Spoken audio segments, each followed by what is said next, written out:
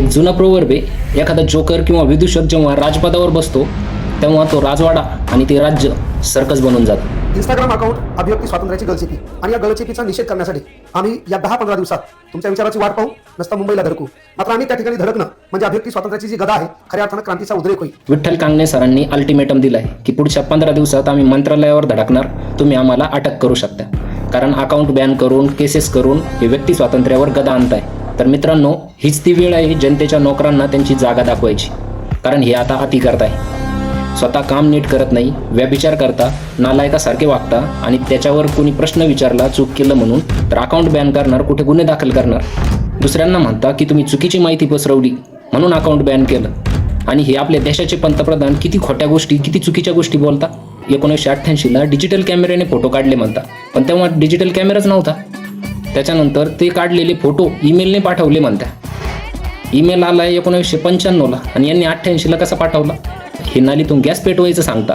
हे म्हणता भारतात दर आठवड्याला एक नवी युनिव्हर्सिटी होती, दर 2 दिवसाला एक नवं कॉलेज होतंय, दररोज एक नवी ITI होती म्हणता.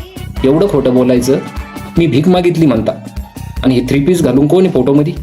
करीब 40 साल मैंने भिक्षा मांग करके 35 साल तक भिक्षा मांग. ढगांच्या मदतीने पाकिस्तानच्या रडारपासून फायटर प्लेन वाचवता येईल म्हणता. बिहारमध्ये एका आठवड्यात 8.5 लाख शौचालय बांधले म्हणतात. म्हणजे एका मिनिटामध्ये 84. अशा खूप साऱ्या गोष्टी 100-150. जगातला सगळ्यात खोटारडा पंतप्रधान आहे. देशाच्या पंतप्रधानाला जबाबदार पदावरून खोटं बोलायचं व्यक्ती स्वातंत्र्य आहे.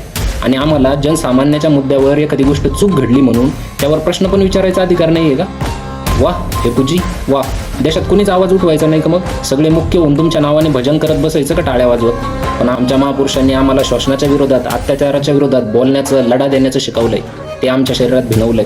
तुमचे महापुरुष इंग्रज होते का? कारण इंग्रजांच्या काळात पण भारताच्या जनतेचं असंच दमन केलं जात होतं.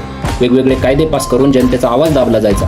पण ते तुमच्या लक्षात राहणार नाही, कारण तुम्ही स्वातंत्र्य लढ्यात सहभागी कुठं होते म्हणून तुम्ही असं दमन करताय. हे तर मला वाटतं. बिकाऊ मीडिया, न्यायव्यवस्थेवर तर बोलायला नको. सरकारी संस्था पिंजऱ्यात आहे. मग आता जनतेचे प्रश्न मांडायचे कोणी? वाईट आलं वाईट कोणी म्हणायचं? तुम्ही जेवढे आवाज दाबण्याचा प्रयत्न करशाल तेवढे जास्त लोक बोलायला लागणार. विठ्ठल कांगणे सरांच्या लढ्याचं समर्थन आणि सक्रिय सहभाग नोंदवण्याचे सर्व लोकांना आव्हान करतो. होईल त्या मार्गाने तुम्ही आवाज उठवा. जय हिंद.